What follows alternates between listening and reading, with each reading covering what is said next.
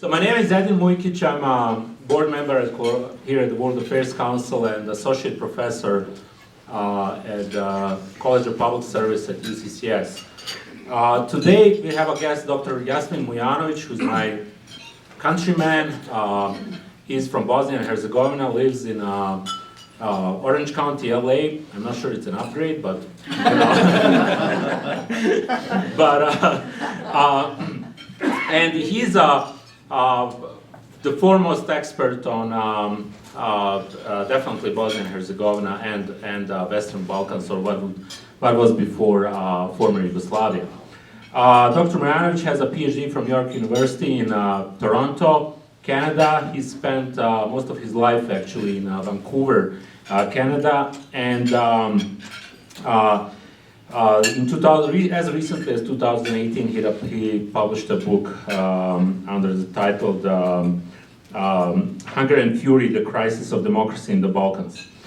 I'm not going to talk too much about his biography, as you probably could read it on that pamphlet, but he just got back from Bosnia a few weeks ago, or maybe 2 weeks ago, where he spent some time during the elections over there, and which of course no one was talking about, because I think elections happened last night somewhere.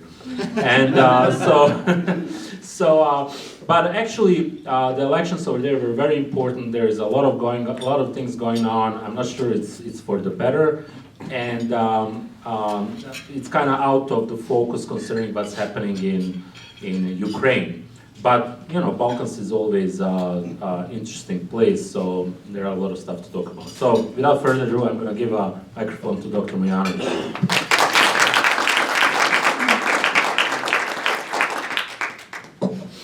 Thank you very much. I feel like this is an endurance contest because I have altitude sickness, which I didn't think about.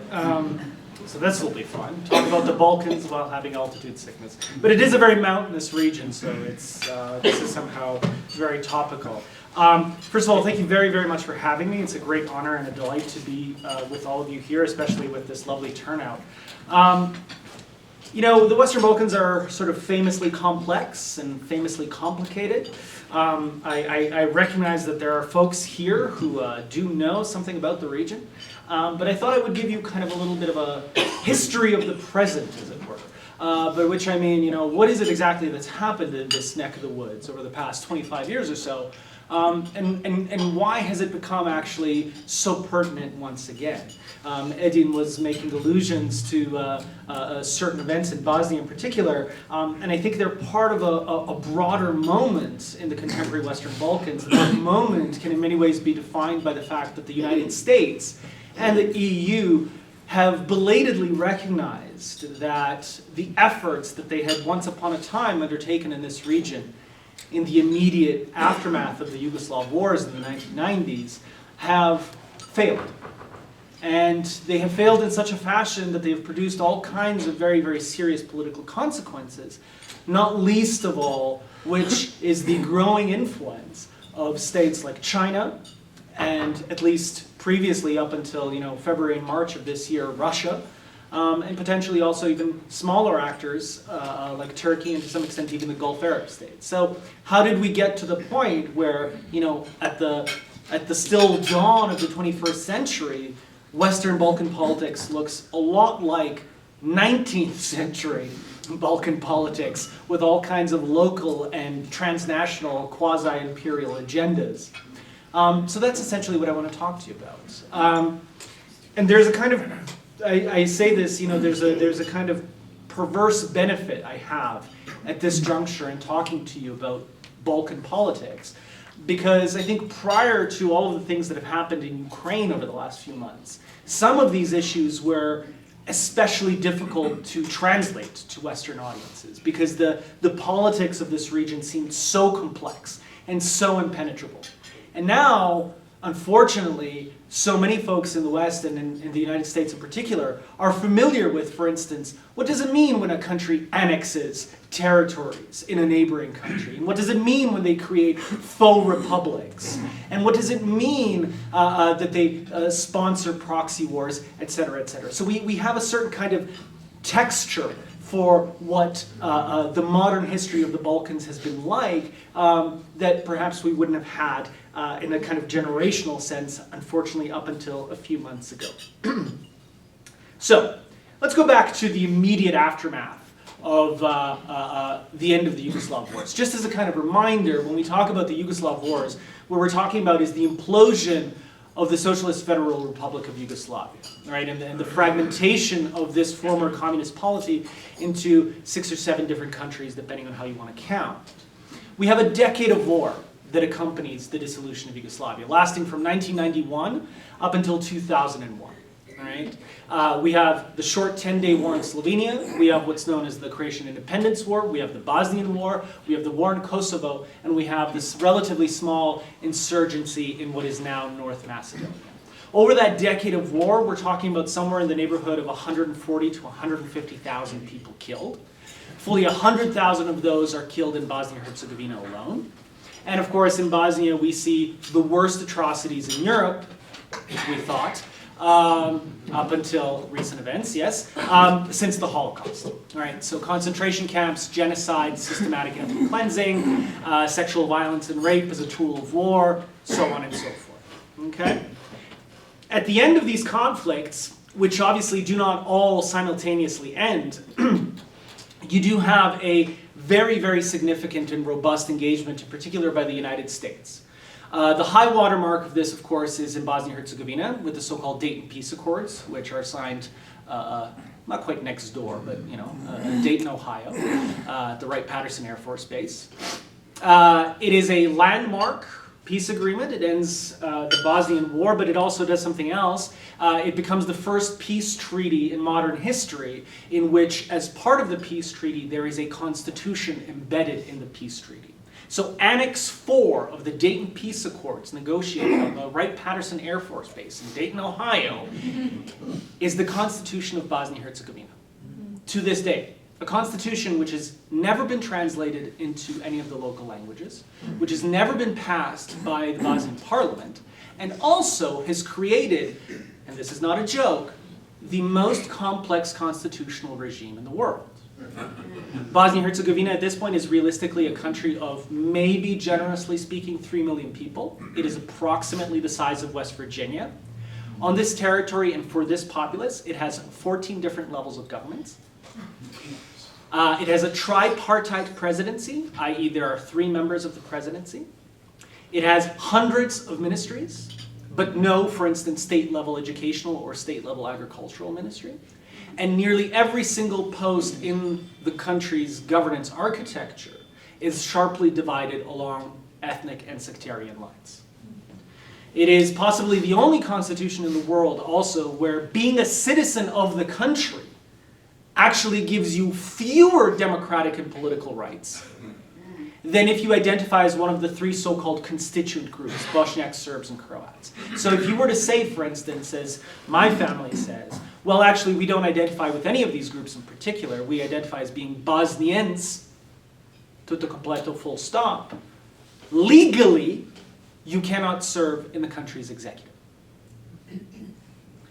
Bosnia-Herzegovina has been sued nearly a dozen times at the European Court of Human Rights and its own constitutional court for these variously discriminatory provisions, including, for instance, the fact that in addition to just being a citizen, if you happen to be Jewish or if you happen to be Roma, you also can't serve on the state presidency. So Bosnia has been sued 8 times specifically at the European Court of Human Rights and the Constitutional Court. It has lost every single one of those cases.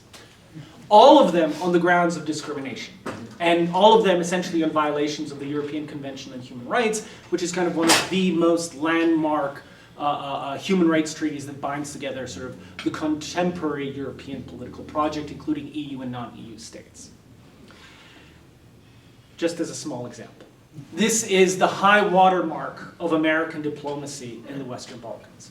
And let's be clear, at the time, it is arguably the most successful peace agreement in history. Because once Dayton is signed, and once Dayton goes into effect essentially in January and February of 1996, the war in Bosnia stops. Full stop. The joke is, and it's not a joke because it's actually true, that there are more peacekeepers killed in Bosnia after the end of the war in road accidents than in any kind of security incident. And that's because Bosnia's roads are terrible and there was no security incidents. So in that sense, this actually is a major achievement. Right? There's no two ways about it. But the flip side is that this constitutional framework was great in 1996 when you just needed to say stop and give all of the various factions a piece of the pie just so they could put their guns down. 25 years later, when this country is supposed to be making progress towards the EU, making progress towards NATO, less so, right? Less so when 25 years after the fact, 27 years after the fact, you're talking about very active secessionist threats, very active insurrectionist threats, right? And generally a political system that is defined by utter chaos. Now, the other thing that happens a couple of years after, obviously, the end of the Bosnian War is the NATO intervention in Kosovo in 1999. That, again, also largely ends with American leadership. It is the United States fundamentally that organizes NATO, pushes NATO to successfully intervene and expel Serbian forces from Kosovo, believing quite accurately that the Milosevic regime was preparing to commit the same kinds of atrocities in Kosovo that it had committed in Bosnia just a few years earlier. That could not be allowed to take place, that Milosevic could not be allowed to orchestrate the fourth war in less than 10 years. Right? NATO intervenes, and you have the end of the Kosovo War. Kosovo, at that point, then becomes a territory administered by the United Nations, which lasts until 2008. 2008, Kosovo declares independence, formally independence. It is recognized by the United States and most other Western countries, but not all of them. Not all of them. And since then, you have this impasse between Serbia and Kosovo, the non-recognized status of the country, including the fact that Kosovo does not have representation in the United Nations, despite having been administered by the United Nations, because of our good friends in Russia, who have a veto in the UN Security Council and prevent Kosovo from gaining full membership in the family of nations, as it were. That process of fragmentation continues for a while longer. In 2006, 2 years prior to the Kosovo Declaration of Independence, Montenegro also becomes independent. We also, in the meanwhile, have a 27-year-long dispute between what is now North Macedonia and Greece over the name of the country, because the government in Skopje wants to refer to itself as the Republic of Macedonia. It considers that to be its constitutional name. Greece says no, this is actually a direct threat on the territorial sovereignty and integrity of the Greek state, because we also have a province named Macedonia in the north, and we're convinced that this country of 2 million people is going to invade. It's always a little bit dodgy as to what the argument exactly is, but it means that for 27 years in all relevant international fora, the government in Skopje cannot use the name Republic of Macedonia. They have to sit under why? Why? Because they have to be referred to as the former Yugoslav Republic of Macedonia. You get the Prespa Agreement, finally, in 2017, which results in the name change, hence North Macedonia. Now, if you're asking, are the citizens of North Macedonia referred to as North Macedonians? No, they're just Macedonians. This was a constitutional agreement, or rather a deal that was hammered out between the Greeks. Okay, so here's sort of the point that I'm trying to make. There's a lot of stuff going on here, but for the United States, its high watermark of engagement in this region really comes to an end with 9/11. Right? 9/11 radically transforms the US's foreign policy agenda and priorities. And at that point, the United States really hands over the formal baton of international leadership in the Western Balkans to the European Union. And this can be sort of marked with what's known as the Thessaloniki Summit in 2003. In Thessaloniki, the EU makes the deal of a lifetime, supposedly, with the countries of the Western Balkans. And the deal is essentially this. You guys will join the European Union.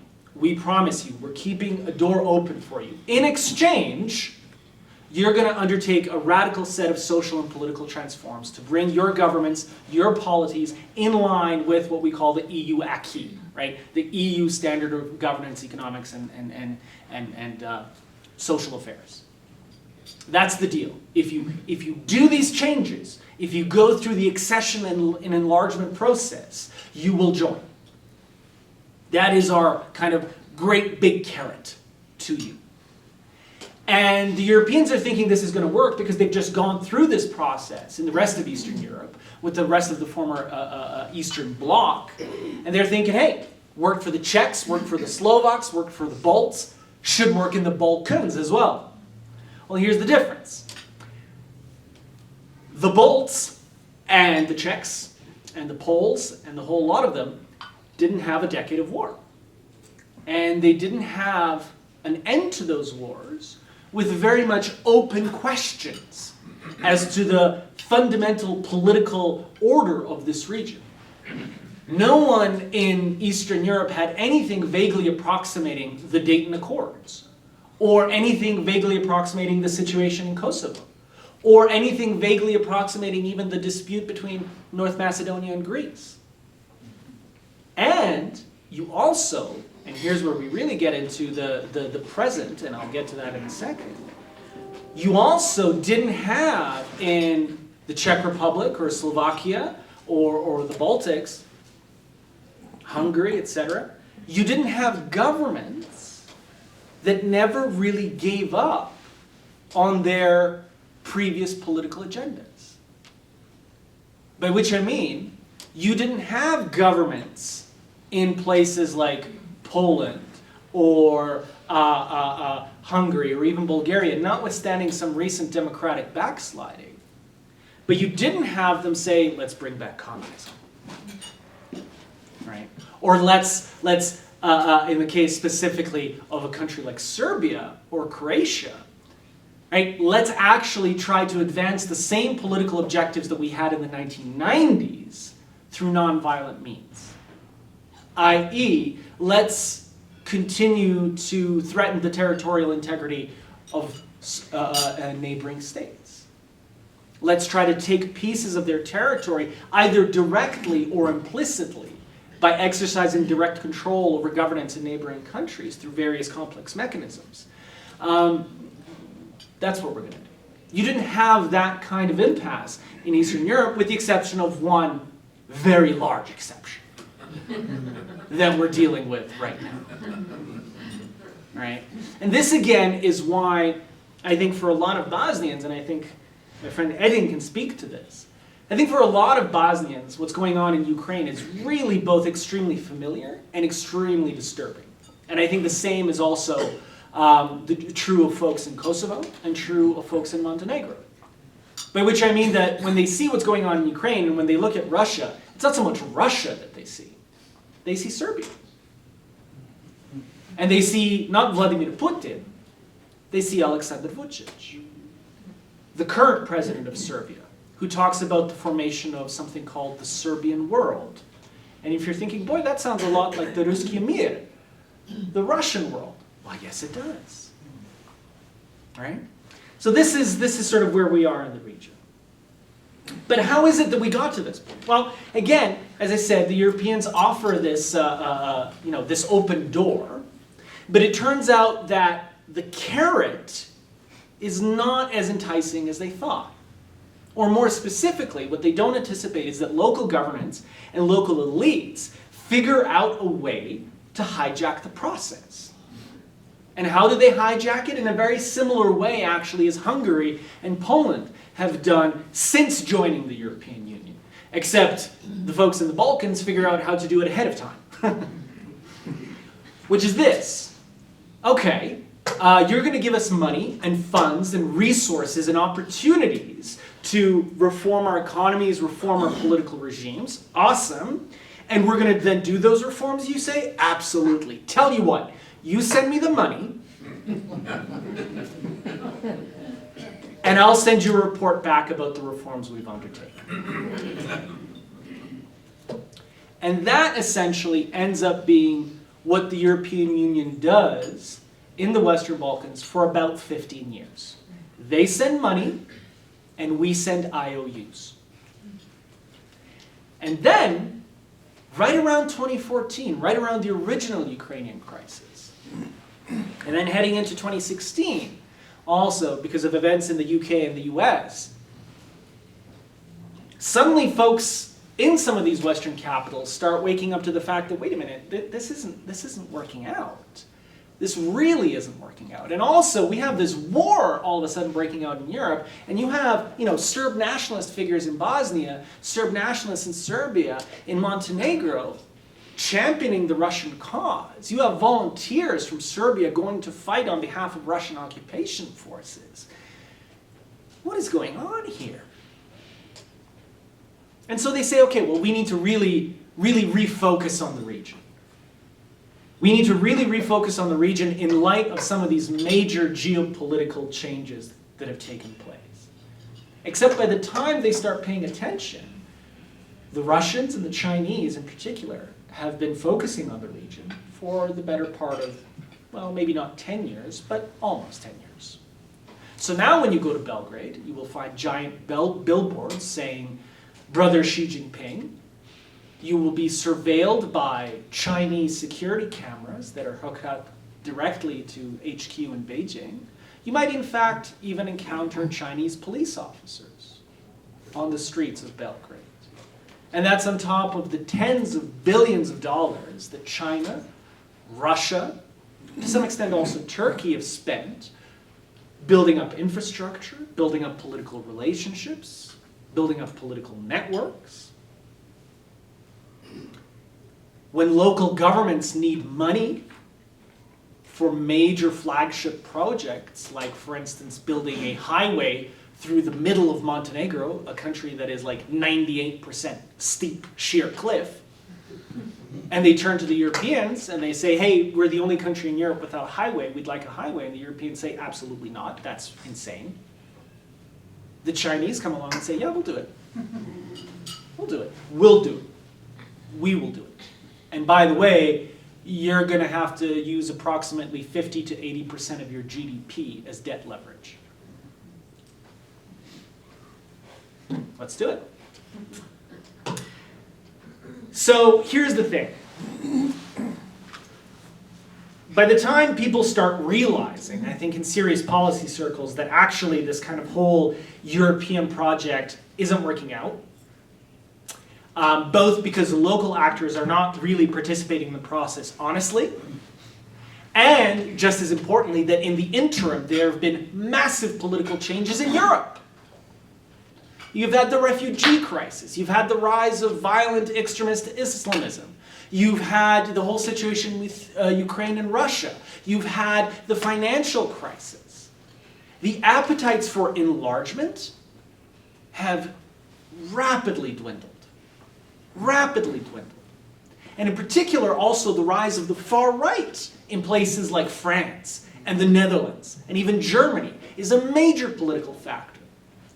Good luck trying to sell the French electorate on the idea of bringing into the European Union Bosnia, Albania, and Kosovo, all three of which are majority Muslim states. Good luck with that.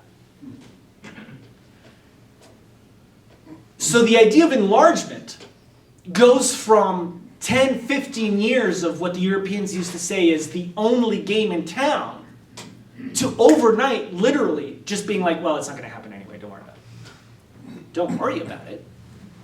This was the only policy framework that this region had to interact with either Europe or the United States. That's why people like Emmanuel Macron right now are coming up with newfangled terms, like the European political community. An elaborate term to say that we want to kind of keep talking to you, but no, you can't come into the nice room. Don't touch the silverware, right? There is no actual meaningful policy agenda behind this yet, because Europe can't make up its mind as to what it actually wants to do with these countries. So then we finally get to the United States. The United States already at the very end of the Obama administration, literally in the last days of the Obama administration, in January of 2017, begins to gesture at American re-engagement in the region. And how does it do that? It sanctions this Serb nationalist secessionist in Bosnia by the name of Milorad Dodik. It's the first time that US sanctions have been used since the 1990s.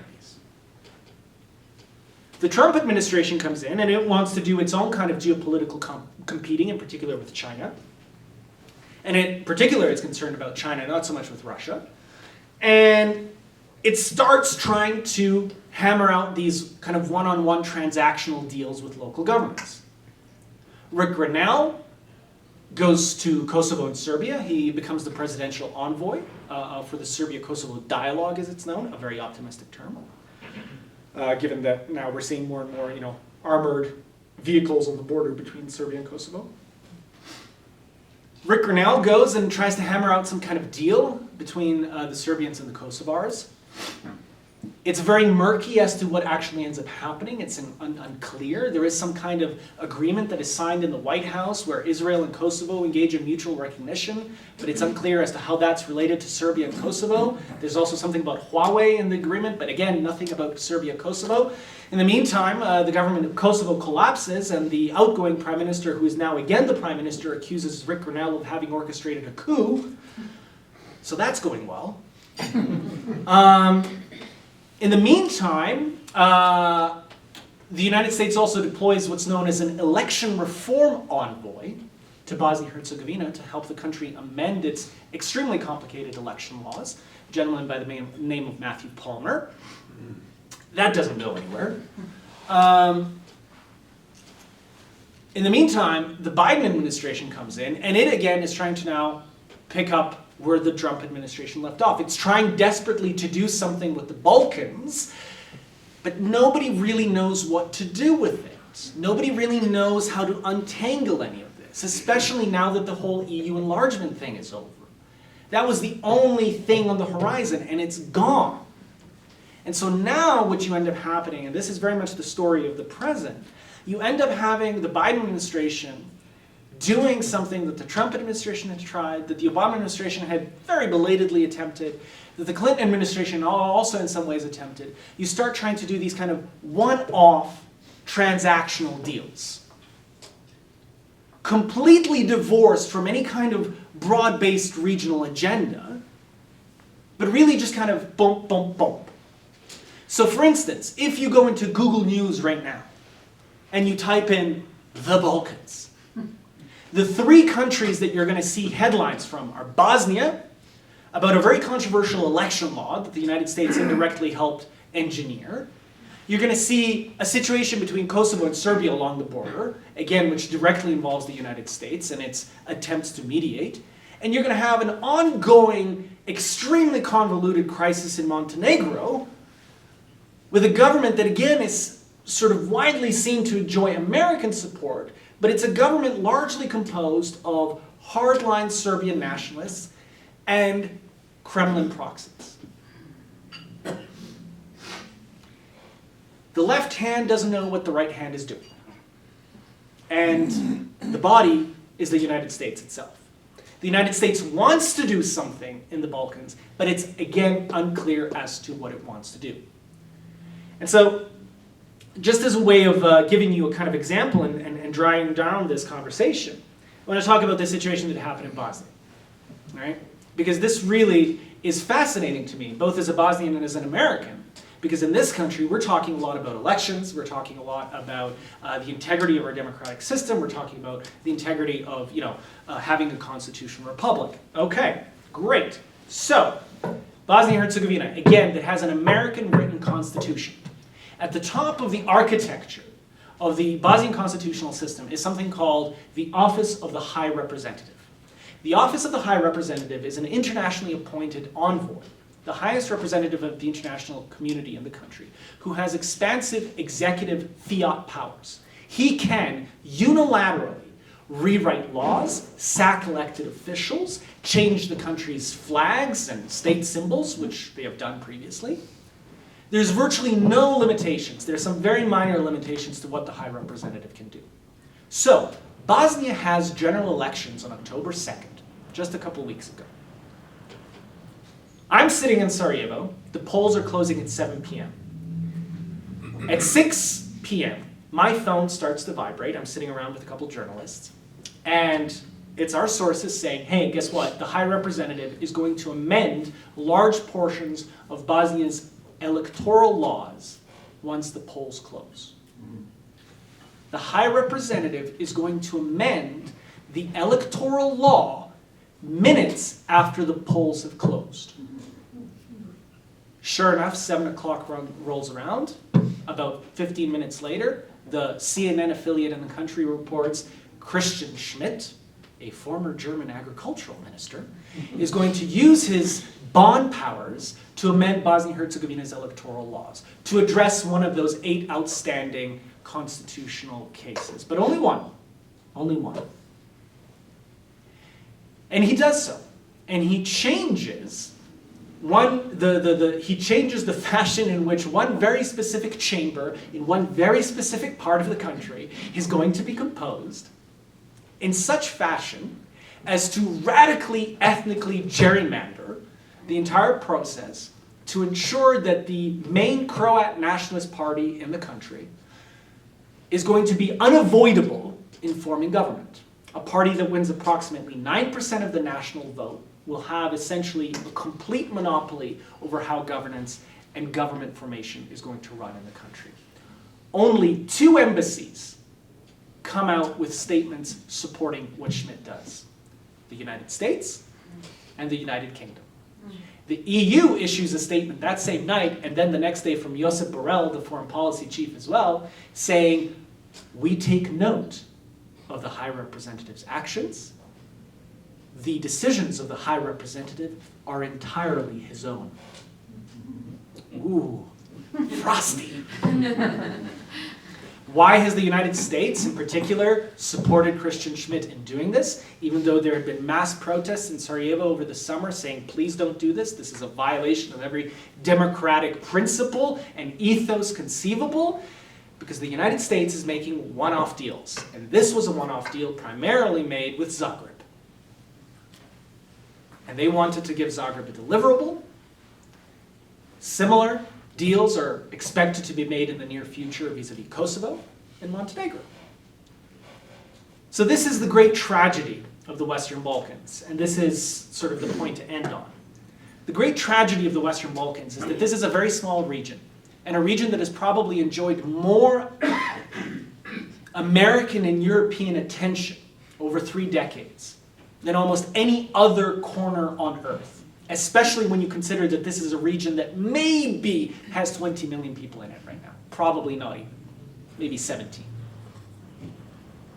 Decades and decades of American engagement. Unbelievable, expansive political authorities and powers that the international community has in these countries, in particular in Bosnia. Right there in Europe. It's a 45-minute flight from Sarajevo to Vienna. It's right there. And what has been the effect a quarter century, 3 decades after the end of the Yugoslav wars? Political chaos, mass corruption, massive influence by countries like Russia, China, and Turkey, and unfortunately, once again, completely directionless American and European policy. And this worries me, not just because I'm concerned about the Balkans, but it worries me especially about all this rhetoric that we have in this country right now about our ability to compete with Russia and China. I want us to compete with Russia and China. I want us to defeat Russia and China.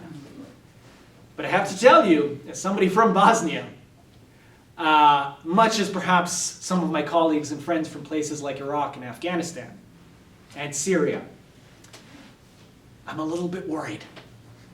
I'm a little bit worried about the kinds of capacities that we have to do that successfully. Especially when the United States, the one country in the world that should lead with principles and values, because that is what makes this country great. That is the story of this country, right? It so often in its foreign policy ventures does not appear to lead with principles and values. It leads with the kind of realpolitik, one-off transactionalism that is more the forte of countries like China and Russia. the Balkans need the United States to be its better self, is my point. I'll end on that. Thank you.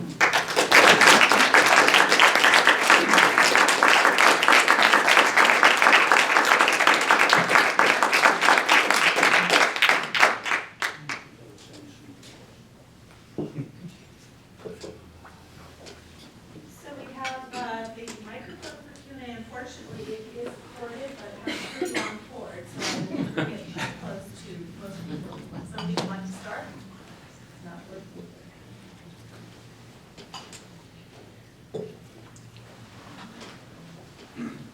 Question? Joseph?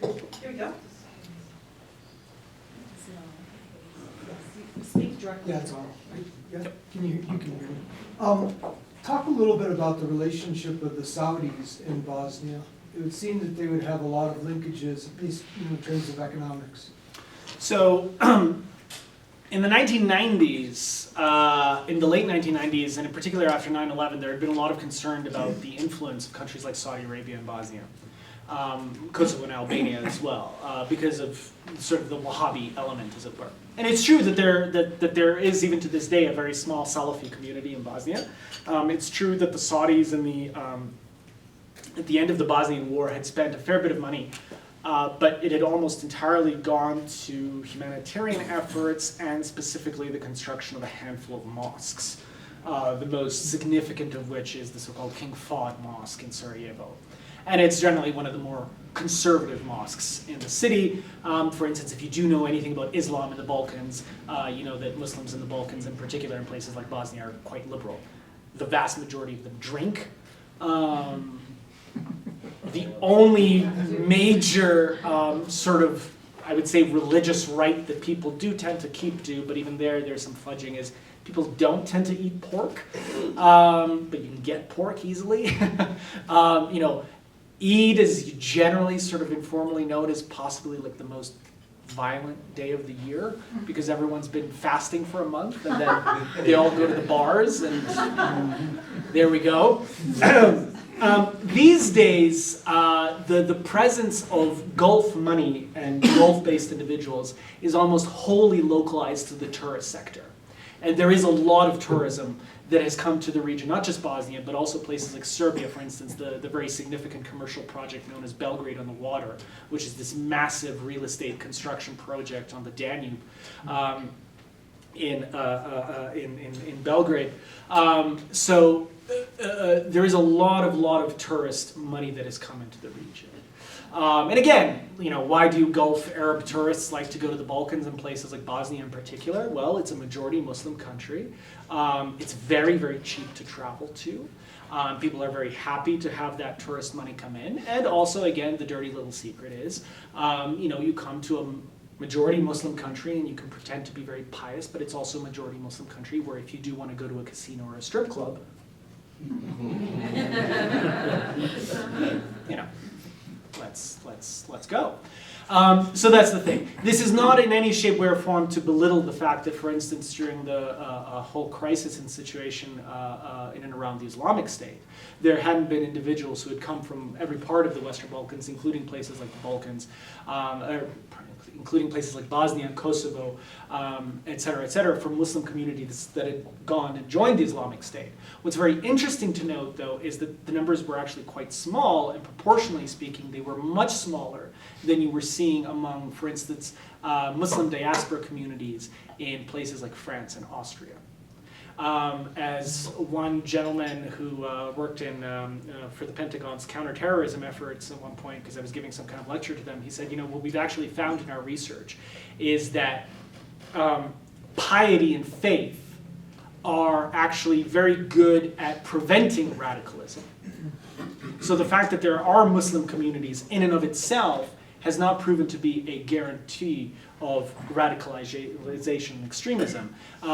It's generally about sort of the broader social conditions that these communities exist in.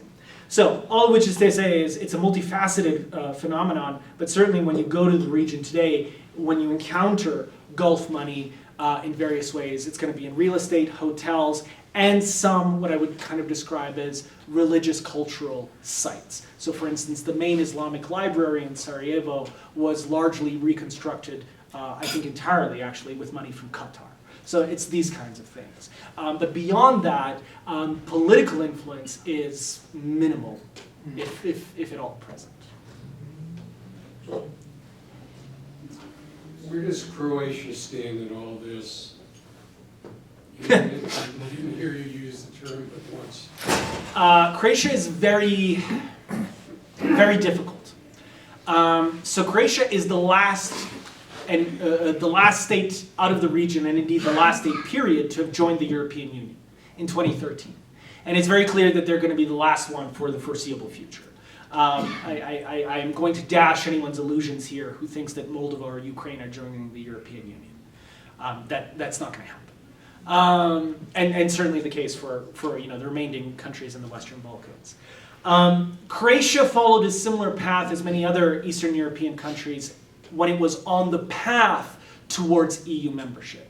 It was the best student, it was doing everything that it needed to do on corruption, rule of law, democratization, etc., etc. As soon as Croatia joined the European Union in 2013, all that went out the window. The very first act, a major political development that happens in Croatia after they join the EU is a referendum banning same-sex marriage, organized by the country's very, very influential Catholic Church and very powerful conservative far-right movements. That becomes a bellwether, because since 2013, Croatia starts moving further and further and further to the right. Right now, the president of Croatia is a guy by the name of Zoran Milanovic, who was previously prime minister, was a social democrat, but today can only really be described as a far-right figure. He, very vulgar, very chauvinistic, in particular anything having to do with Bosnia. He's widely suspected of having ties to Russia. He's been explicitly accused of that by the Prime Minister of Croatia, of essentially spouting Kremlin talking points. You might have heard about him in the last few weeks because he was the gentleman who was trying to keep Sweden and Finland from being able to join NATO. And the reason why he wanted to do that was because he wanted to condition Swedish and Finnish accession to NATO on, wait for it, reforms to Bosnia-Herzegovina's electoral law. Croatia's actual government, under the so-called HDZ party under Prime Minister Andrej Plenković, has achieved all of its major foreign policy objectives. It has joined NATO, it has joined the EU, it has joined the Schengen zone, it has joined the Eurozone, or is about to join the Eurozone. It has gained visa liberalization with the United States, which means that Croatia has only one, and this is not a joke, it has one foreign policy agenda item left: amending Bosnia-Herzegovina's constitution and electoral laws. Croatia has expelled tremendous amounts of resources over the last 5 or 6 years, ensuring that what Mr. Christian Schmidt did on October 2nd would take place. In every single meeting with American diplomats, European diplomats, at the level of the EU, at the level of NATO, at the level of the OSCE, at the level of the Council of Europe, every single meeting, you can go through the documents, Croatia has one agenda item: amending Bosnia-Herzegovina's electoral law. In January of 2020, Christian Schmidt, an obscure German parliamentarian, is given one of the highest state orders by the government of Croatia, the Ante Starčević Award. In December of 2020, news breaks that Christian Schmidt is going to be the new High Representative of Bosnia-Herzegovina. Croatia has spent what limited resources it has to engineer its singular political objective, which is why in Bosnia-Herzegovina, increasingly, people view Croatia as a kind of quasi-colonial power because of the way that it interferes in domestic politics. And by the way, there's another crisis on that coming down the pike that may indirectly involve the United States. Croatia wants to deploy Croatian troops to Bosnia-Herzegovina, either as part of a NATO mission or as part of what's known as the European Force, which is a very small peacekeeping force of about 1,200 people that still operates in Bosnia. I very seriously hope that there will be enough common sense in Washington and Brussels to communicate to Zagreb that absolutely not. Because given everything that's taken place over the last few months and given the history of Croatia's involvement in Bosnia, it's a bad look. Notwithstanding the fact that it would also almost certainly be a violation of the actual Dayton Accords, to which both Croatia and Serbia are party. That's Croatia. Great coastline, by the way. Yes, please. I noted when we were in Kosovo in May that there is a strong presence of U.S. military. Yes. Could you comment on that, please? So Kosovo, unlike Bosnia, has a considerably larger international peacekeeping presence, and they are under a NATO mandate. And a very significant portion of those troops, in particular, based out of Camp Bondsteel, are U.S. troops. And it is unlikely that those troops are going to go anywhere until there is some kind of final resolution between Kosovo and Serbia. What's really worrying and problematic is that over the last year, it is year. Over the last year, particularly since September of last year, we've had a very sharp deterioration in relations between Serbia and Kosovo for a host of complex reasons that, if you ever have about 8 weeks of your time, that I'd be happy to talk to you about. But basically, one of the structural things that's actually happened between Serbia and Kosovo is that politically, the two countries have bifurcated radically. Serbia has become dramatically less democratic under Aleksandar Vučić, to the point where it's a borderline kind of authoritarian regime.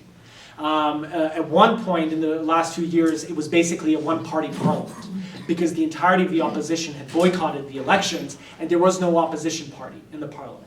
They're back now, but over the last 2 weeks, we've had 2 near fistfights on the floor of the Serbian parliament between the opposition and the ruling SNS, the Serbian, ironically enough, Progressive Party. And this is the party of Aleksandar Vučić. Meanwhile, Kosovo's democratic system has actually become more open and more competitive. And the best way to demonstrate that is twofold. One, the current president of Kosovo is a young woman by the name of Lora Osmani, who's a relative newcomer. And the prime minister is a gentleman by the name of Albin Kurti, who was a former political prisoner under the Milosevic regime. And he has a party named Dvete Vendosje. Dvete Vendosje translates to self-determination in Albanian. And it's this kind of, it's a little bit difficult to describe ideologically what Dvete Vendosje is, but it's essentially a kind of left populist political party. And Dvete Vendosje has become extremely popular in Kosovo. They won over 50% of the vote at the last elections, which means that they got a massive mandate in the parliament. And Kurti is very interesting in the sense that he's a little bit of a Zelensky figure. He's an anti-system actor. He is on board with sort of what we might call the Western agenda, liberalization, economic opening, et cetera, competitive political regime. But he wants to do it on his own terms. And his biggest issue is ensuring the sovereignty of Kosovo as a state. So he is very unwilling to do any kind of deals under the table that would undermine Kosovo's sovereignty. And specifically what he doesn't want to allow, and this has very much been sort of the preferred American but also European policy agenda in Kosovo, is they want to essentially ensure a kind of ethnic fragmentation and segregation as has happened in Bosnia. They want to give so-called self-rule to some of these Serb-majority municipalities in Kosovo. Albin Kurti basically says, look at how that's worked out in Bosnia, where the Serb nationalist regime and the so-called Republika Srpska entity is very actively trying to secede. We're not going to go down that road. So if we're going to do any kinds of political reforms, it's not going to be on the basis of purely ethnic political rights. It's going to be on the basis of universal political rights. That obviously is a very hard sell for Belgrade. It's proven to be a very hard sell with both the United States and the European Union, but that's kind of where we're at right now. Unfortunately, I expect the situation between Kosovo and Serbia to keep deteriorating. We've now gotten to a point where every time there's any kind of minor breakdown in communications, we have some kind of quasi-military incident. So just a few days ago, it had to do with literally license plates. The license plates that would be used to regulate cross-border traffic. There was an agreement, that there wasn't an agreement, that their talks broke down, and then Serbia said a drone had flown into Serbia, so they lifted up their MiGs, and off we go. Next question. Here. Can I ask you to come up here? I don't think my outreach. Question from one of our high school students. Ooh. that any of these issues will get solved or like in the future? It's a very good question, but answering it depends entirely on what you mean by solved. If by solved we mean, do I think that any of these countries are going to like join the EU? No. Not before 2035, and that's being generous. Which, in a political standpoint, I might as well have said like 3172. That's a non-date. I mean, saying to someone politically, listen, in 15 years, that's not going to happen. So that's number one.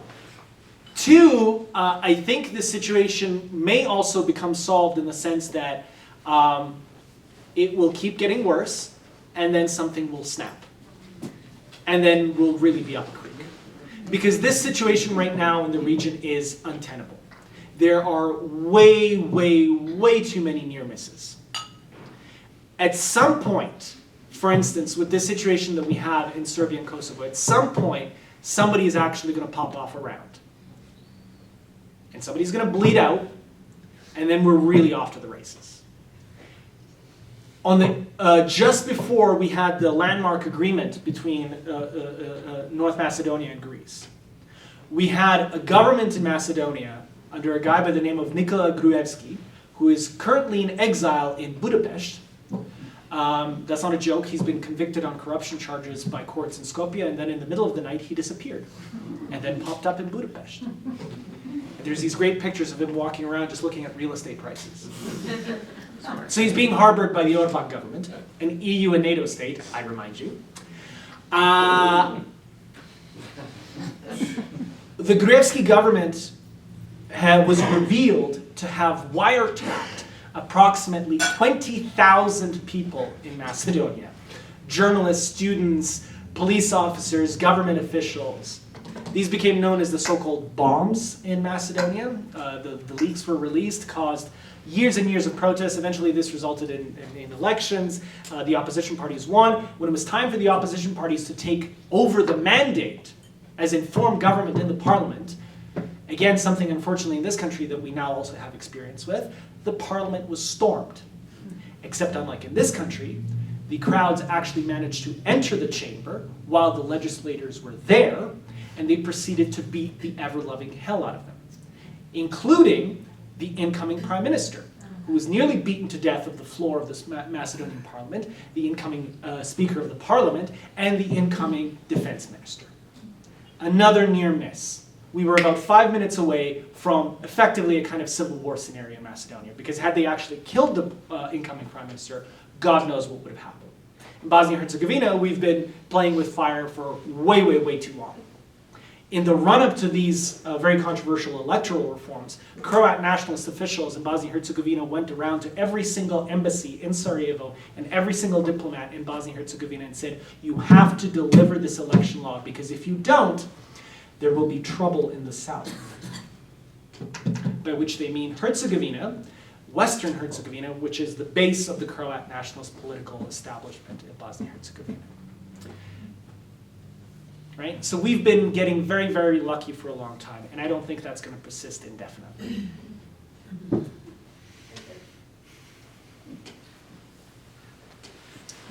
the past 4 years, I've had 3 motorcycle trips in and around all the Balkan countries, and cannot believe how all of this is invisible to a tourist.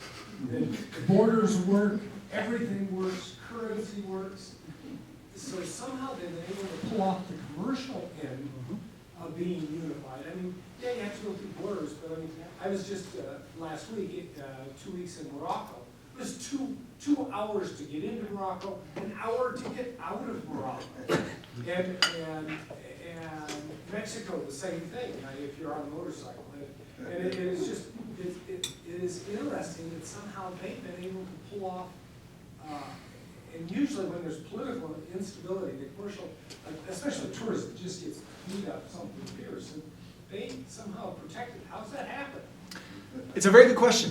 The answer is that the membrane, as I was saying to some colleagues here, the membrane between politics, business, and crime in the Balkans is very thin. very thin indeed. So you need border liberalization if that's the kind of concept you have in your countries. Trafficking has remained a major issue in the Western Balkans. You name it, everything from tobacco, which we produce domestically across the region, in particular in the southern parts of the region,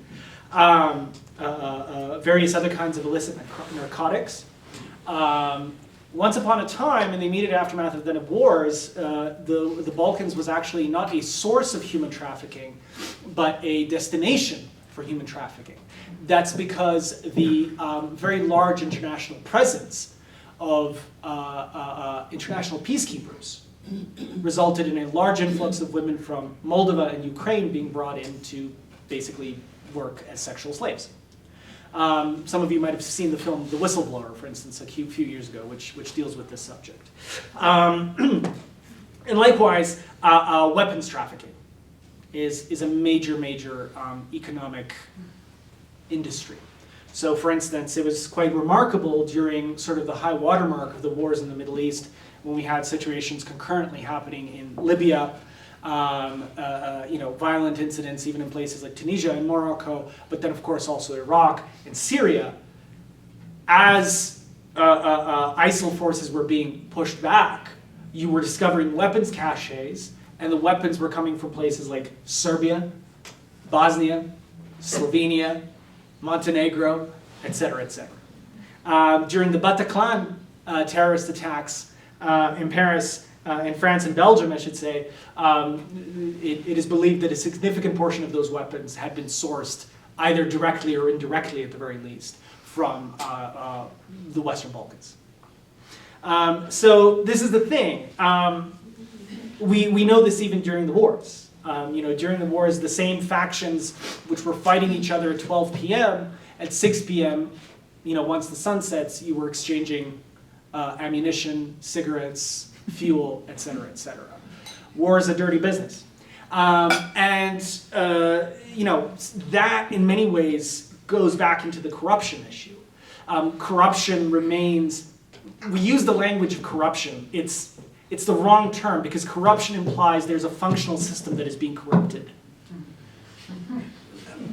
In the Western Balkans, corruption is the system, which is why I prefer something like patrimonialism. These are fundamentally patrimonial economies. And that, I should say, includes Croatia and Slovenia. Slovenia is slightly less so, but it is not an accident that, for instance, the most important figure in modern Slovenian history, and I'm sure any Slovenians that are watching this are going to have an aneurysm when I say this, is Janez Janša. Janez Janša, who in the early 1990s, during the 10-day war in Slovenia, was the defense minister and is widely credited as having kind of orchestrated Slovenia's successful defense against the Yugoslav People's Army, and was sort of one of these figures, he was a kind of student dissident, writing critical articles, had been imprisoned by the communist authorities. He was, the face of New Europe. A liberal democratic figure. Well, what happens to Janez Janša over the next 25 years is that Janez Janša, much like Orban, becomes an ultranationalist, who is at one point also imprisoned on essentially corruption charges. That decision is then overturned, he gets out, and then becomes prime minister again. Now, he's no longer prime minister at this moment, but, give it 6 months. So that's the thing. I think the patrimonialism, the criminal economy of the Western Balkans is a major feature for driving actually existing political events in the region. However, I should say, the caveat is, and this is where I really disagree with, I think, some of the more recent Western policy. I wrote very extensively about corruption and criminality as being major problems, especially for democratization, social movement, civil society, blah, blah, blah, blah, blah. But I also have to say I'm someone who believes fundamentally that ideology is a real thing. By which I mean, when people tell you that they want to kill you, yes, it is also because they want to take the copper out of your walls. That is true. But they also want to kill you.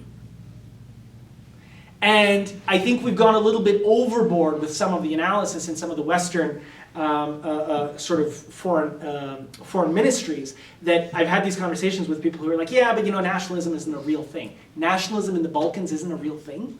What? Like, yes, of course it's crime and criminality and corruption. Yes, we should tackle that. But we also need to be very, very serious. Because, and I'll just end on this, I'm very afraid that we're, again, not learning the lessons from Russia.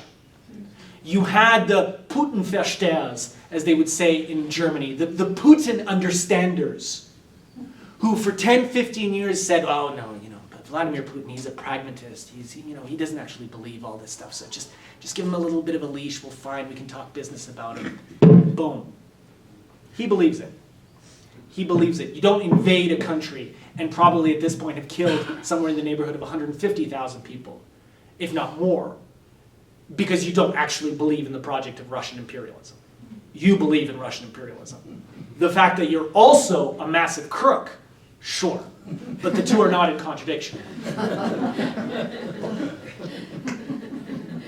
Next question.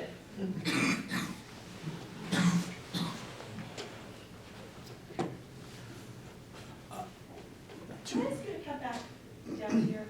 I can talk really loudly. There you go. I was a 4th grade teacher. I I'm going to piggyback on her question. Yes.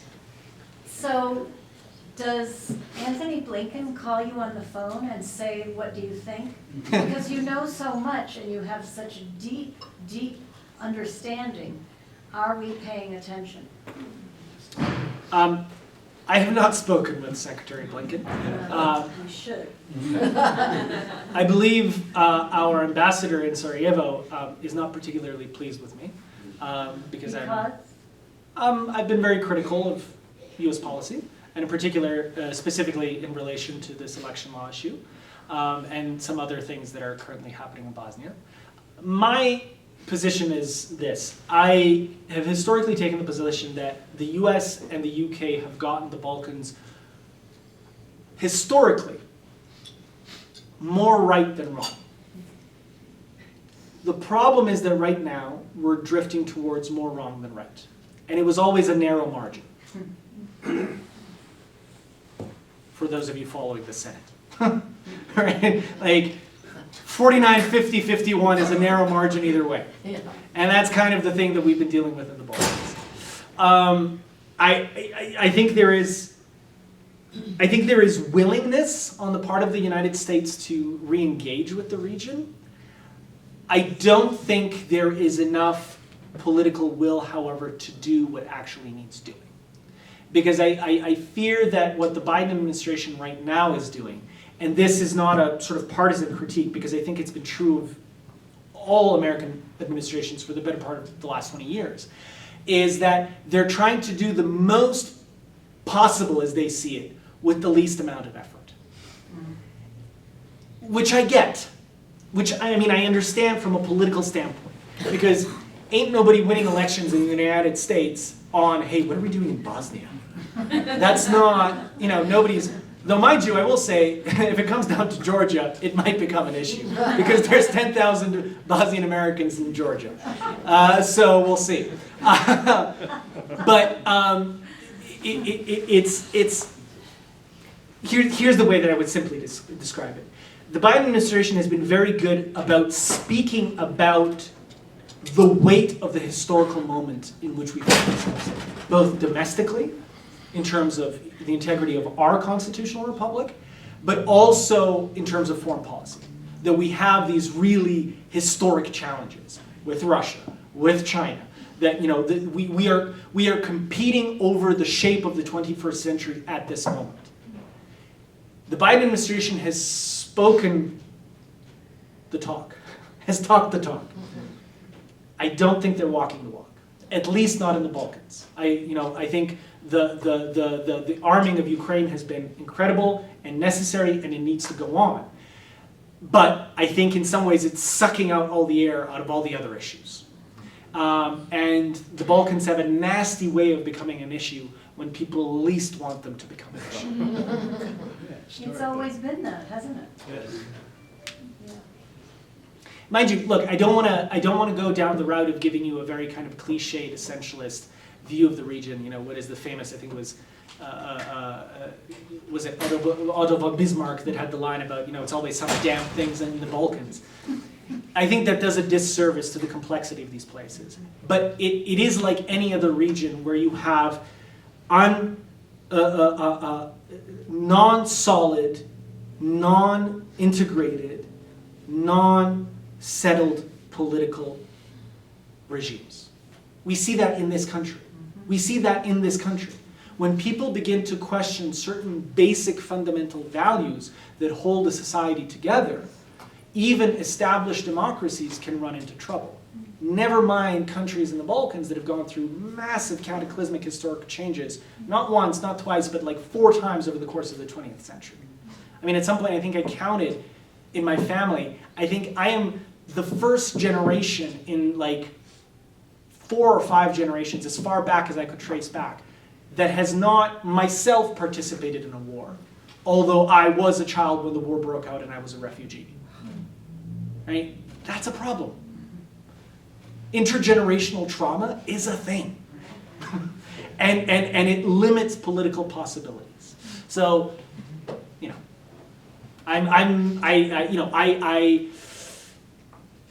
I remain convinced that the Balkans, from a foreign policy standpoint, for countries like for countries like the United States, are a very cheap place to do business.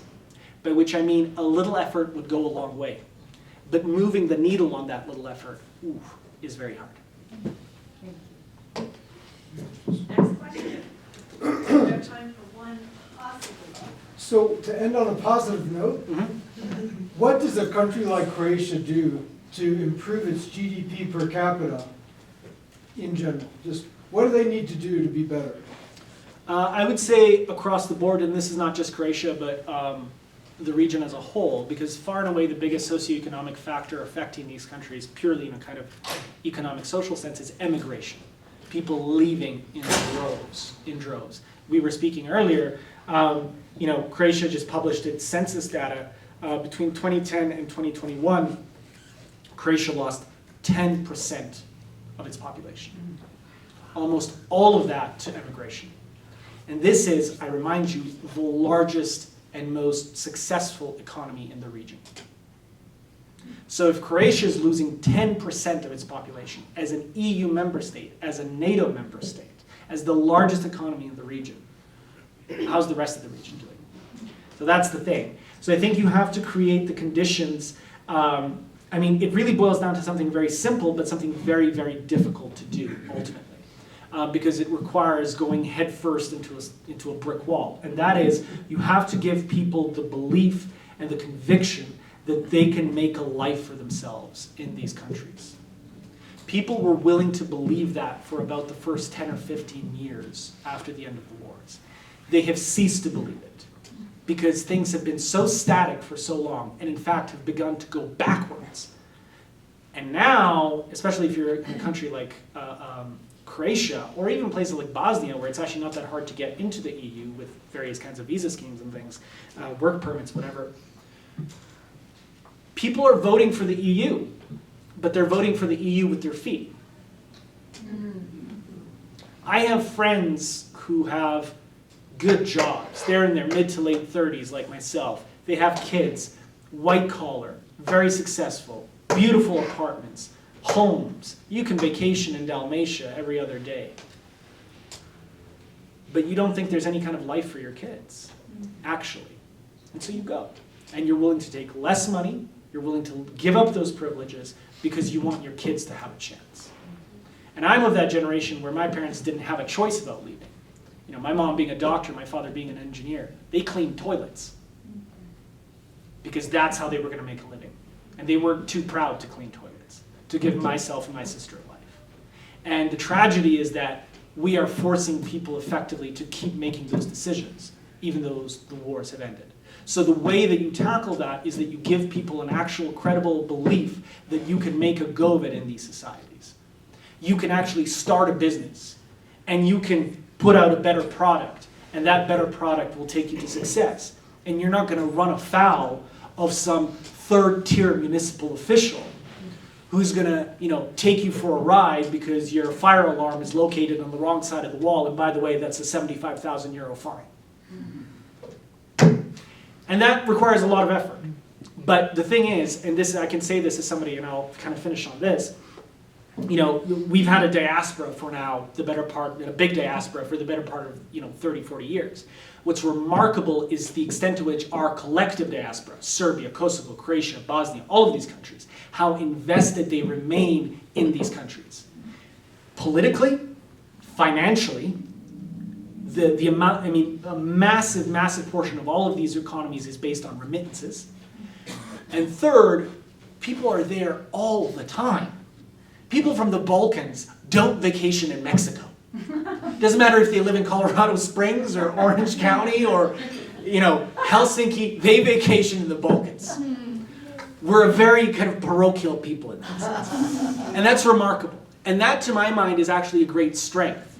Because when I look at, my generation of folks in the diaspora who have, gone to the best schools, they're business people, they're entrepreneurs, they're doctors, they're lawyers, that capital, that social capital that is in places like the US, like Canada, like Australia, if you could take even a portion of that and reinvest it into these countries, it would be transformative. And the only thing preventing that is the fact that everyone knows that, again, corruption is the name of the game. And why am I going to screw around with, starting a business in Sarajevo or Skopje or Pristina or Zagreb when I can start a business here and I know I'll be successful and, some third-tier municipal official won't get me on $75,000 and a fire alarm. So there you go. I don't know if that was optimistic. That was me being optimistic.